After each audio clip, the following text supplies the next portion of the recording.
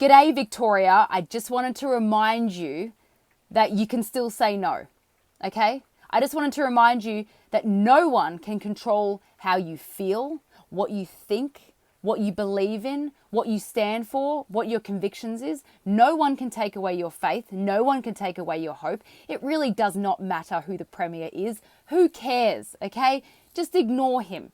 Don't watch this idiot. I'm not even going to say his name. Don't watch him on TV. Don't look at his face in the newspapers. Just ignore him. Who cares, right? Because at the end of the day, we are our own people. It doesn't matter who the Premier is, okay?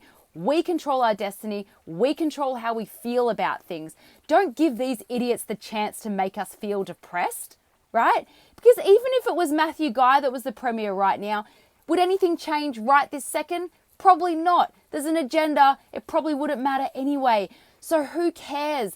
Let's not get distracted. Let's not get disheartened, because we are still the same people we were yesterday. We are still as strong and as determined and as resilient as we were yesterday. It does not matter. Let us use this opportunity to become stronger as opposed to becoming weaker. Who cares, right?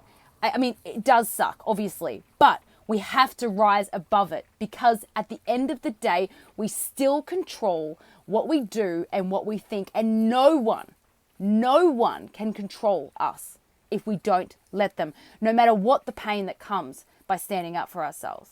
So who cares? Just keep doing what you're doing. Just like I said once in a speech, do what you want, right? And that might come with some pain and suffering, but guess what? Doing what is right is always the right thing to do. It doesn't matter what comes at the end of it.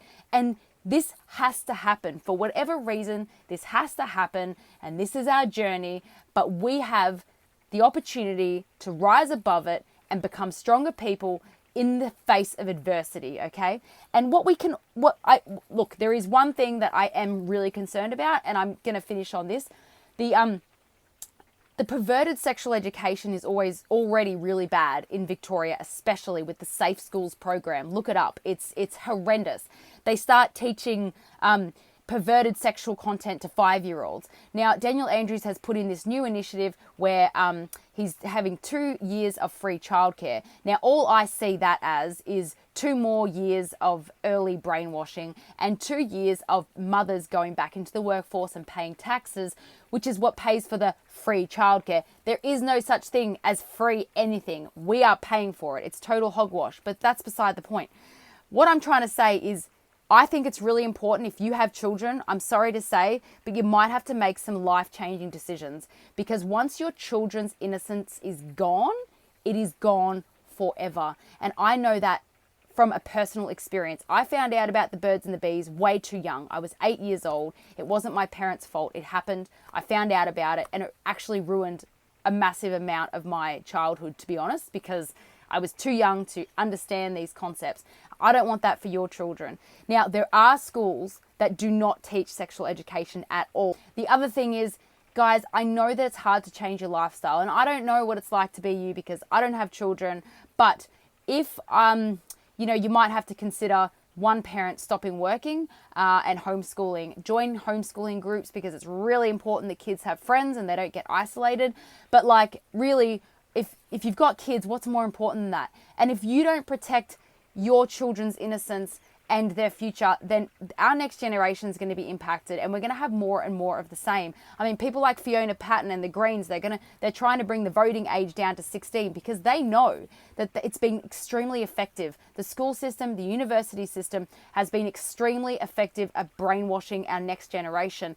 And the only way that we're going to fight back against that is if you guys, because I don't have children, but I have nieces and nephews and they're all pretty awake.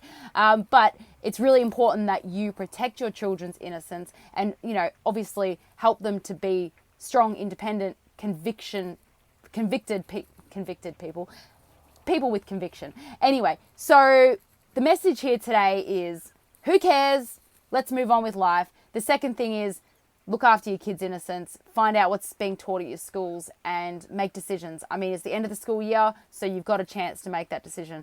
I'll talk to you guys soon. Happy Sunday.